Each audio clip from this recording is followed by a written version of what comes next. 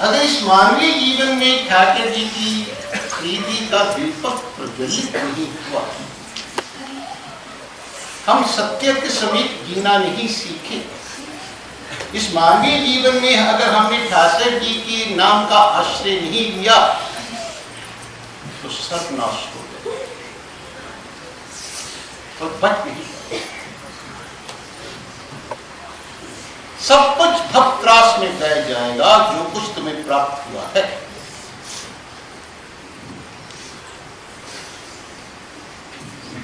यहां की हर एक भोग वस्तु संबंध और व्यक्ति की जो अंतिम सीमा है वो शमशान घाट, उसके आगे क्या होगा?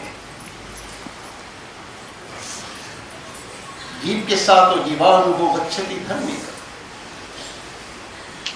वेद ने जो मनुष्य मात्र के लिए चेतावनी दी है उसे ध्यान से सुनो। वेद कहता है यही चेद वेदी तद सत्यम अस्ति न चेदी वेदी महदी विनस्ति। ये विनस्ती नहीं बात का है, महदी, महदी का क्या मतलब? सर्व विनाश हो। अगर संसारिक काम धंधों में ही लगे रहे, संसार के भोग पदार्थों को संग्रह करने में लगे रहे, भोगों को भोगने में लगेगी, तो ये अपने साथ बड़ा जबरदस्त विश्वासघात हो जाएगा, धोखा हो जाएगा। सत्य की प्राप्ति के लिए भी प्रयत्नशील रहो। ये जीवन कमाने खाने के लिए नहीं मिला है, सत्य की प्राप्ति के लिए जिज्ञासावान होने के लिए हमें नर्तन मिला है। जिस उद्देश्य की पूर्ति के लिए ठाकुर जी ने हमें ये नर्तन दिया है, उस उद्देश्य को अपनी दृष्टि के अंदर रखकर ही जगत का सारा व्यवहार बुरा नहीं है। जगत का व्यवहार तो निभाना है, लेकिन व्यवहार को निभाते हुए हमने अपने मानवीय जीवन के गंतव्य मार्ग को, लक्ष्य को बढ़ाना ही है। समाज की इस भीड़ में मुर्दों की तरह हमने नहीं चलते नहीं रहना है। कम से कम इतना तो विचार होना चाहिए कि हम कहां से आए हुए हैं और हमने जाना कहां है। ये जो हम भाग दौड़ कर रहे हैं, इस भाग दौड़ का परिणाम क्या निकले? जापान में ना एक विश्व मेला लगता है। 1970 में एक डॉक्टर गया था हमारे इधर दिल्ली से, उस मेले के अंदर, तो उसने अपना एक अनुभव लिखा।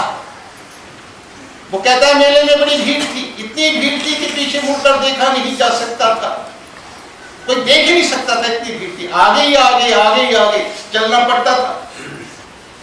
तो जो मेरे पीछे कोई एक व्यक्ति चल रहा था, तो उसकी गर्दन बार बार मेरे कंधे पर पड़ रही थी और मैं चलता चलता उसको धक्का दे देता था, ऐसे पीछे को धक्का देता था। वो गर्दन फिर मेरे कंधे पर पड़ती थी और कहते हैं 1 घंटा हो गया चलते चलते मेरी तो इधर गर्दन में दर्द होने लगी। तो चलता रहा क्योंकि पीछे मुड़कर मैं देख नहीं सकता था। तो जब थोड़ा सा आगे कॉर्नर आया, मोड़ जिसको हम कहते हैं, मोड़ में तनिक में पीछे मुड़ा और उसके मुंह के ऊपर मैंने तमाचा मारा और उसको मैंने कह दिया, अरे संभल कर चल, तेरे तो मेरा कंधा तोड़ दिया।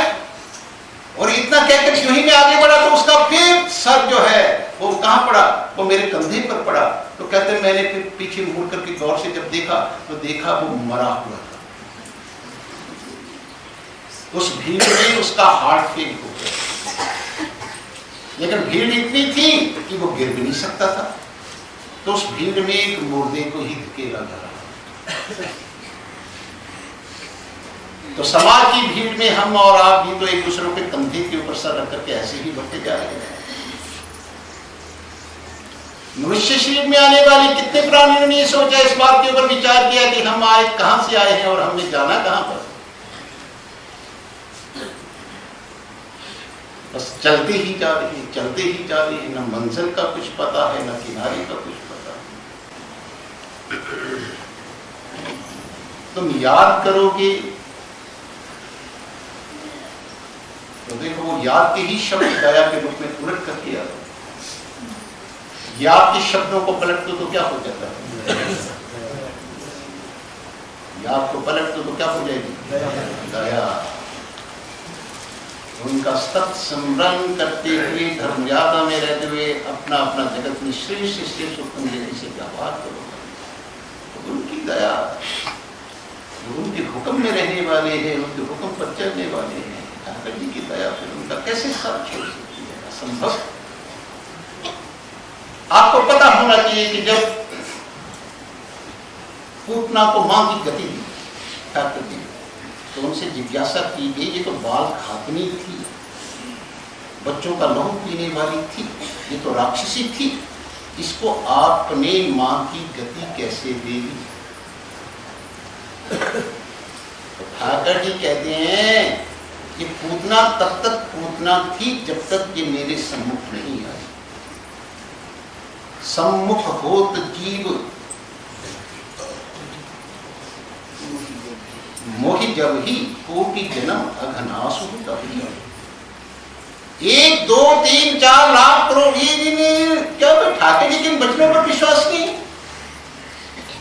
भगवान राम ने तो सुग्रीव को यहां तक कह दिया, देखो कोटि विप्र अघलाद हो जासु आई शरण तजु ना था। करोड़ों ब्राह्मणों की हत्या करने वाला अगर सच्चे हृदय से मेरी शरण में आ जाता है और दोबारा अपराध न करने का दृढ़ निश्चय ले लेता है, तो ऐसे करोड़ों ब्राह्मणों की हत्या करने वाले उस महाघातकी प्राणी का भी मैं त्याग नहीं करता। ठाकर जी ने कहा ये पूतना तभी तक थी जब तक ये मेरे सम्मुख नहीं आई थी भाई। जब ये मेरे सामने आ गई, इसने मुझे गोदी में ले लिया, इसने मुझे अपना स्तनपान करा दिया, ये मेरी मासी बन गई। अब मैंने आगे पीछे का कुछ नहीं सोचना, मैंने तो इसको मां की गदी दे दी। जो पूतना जैसी बाल घातनी को उतार रहा है, जो बच्चों का लहू पीने वाली है, तो श्रद्धा निष्ठा से जो ठाकर जी के मार्ग पर चलने वाले उनके भक्त प्रेमी हैं, ठाकर जी कोई उनकी कभी गदी होने नहीं। एक विश्वास लेकर जीवन के अंदर चलना होता है। ये जो पूतना जैसी बात आदमी को उतार रहा है, वो हमें कैसे होने देगा? ठाकर जी की चरणों की प्रेम भक्ति की लालसा को हमने जीवन के अंदर जागृत करना है। बस इतना किया करो, ज्यादा मत करो। तो 4 बातें तुम्हें बतलाएंगे हम। बस सब प्राणियों के प्रति हृदय में सद्भाव न रखो, किसी से कोई व्यवहार न करो। सतत ठाकर जी के नामों का स्मरण करते रहो, उठते बैठते चलते फिरते, पाप कर्मों से बचते रहो और धर्म मर्यादा के अंदर रहते हो। जैसा जैसा जिस जिसके साथ तुम्हारा जैसा जैसा धर्म है, उसके अनुरूप अपने व्यवहार का। तुम अगर संसार का व्यवहार करते हुए दूसरों के हित लाभ कल्याण का पूरा ध्यान रखोगे, तो कभी भी तुमसे पाप कर्म नहीं होगा। पाप कर्म 2 तत्वों से होता है, लोभ, मोह और स्वार्थ से। मानस में कहा है मोह बस करत नर अघनाना, स्वार्थ रख परलोक निशाना। मोह और स्वार्थ जो है, मानवीय जीवन में ये 2 तत्व ही पाप कराते। और जगत में व्यवहार करते हुए अगर हम अपने हित, अपने स्वार्थ को छोड़ करके दूसरों के हित, दूसरों का लाभ, दूसरों के कल्याण का पूरा ध्यान रख करके अगर हम जगत के अंदर व्यवहारशील बन करके अपने जीवन को यापन करेंगे, तो कभी भी किसी भी परिस्थिति में वो मनुष्य जो है वो पाप में प्रवृत्त हो नहीं सकता।